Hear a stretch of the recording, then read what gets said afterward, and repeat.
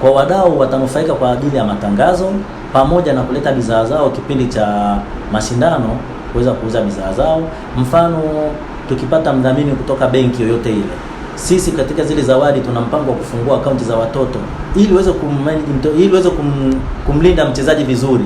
Lazima mtoto yule tumfungulie akaunti ambayo ile hela yake itakuwa kwenye akaunti, na ile akaunti haitakuwa dormant muda wote. Itakuwa sisi kama DAA kila wakati kuichungulia, angalau hata kuiweka shilingi 200 300 kwa ajili ya kuiacha kuwa active. Na katika labda vinywaji, watoto watakuwa wamekunywa vinywaji vyao na watakuwa wametangaza vizuri matangazo yao katika event hiyo ya siku 3, na kuanzia sasa hivi tunaanza kutangaza rasmi kuwa mbio hiyo itakuwepo, na tunaanza kutangaza kila siku kwa ajili ya kuingia kuelekea kwenye mashindano. Mfano, tunategemea kuwa na watangazaji, kuna vyombo vya kutangazia kama Azam, TBC, ITV, Channel 10 na social media za watu binafsi.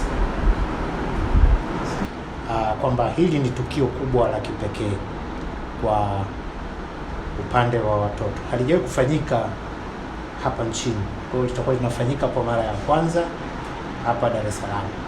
Kwa hiyo ni fursa ya kipekee kwa wadau mbalimbali ambao wana deal na masuala ya watoto kwa namna mbalimbali. Kuna taasisi, kampuni mbalimbali zinafanya shughuli zao na watoto, mfano kutoa elimu kwa watoto, wanauza bidhaa zao, wanatengeneza bidhaa mbalimbali zinazotumika na watoto.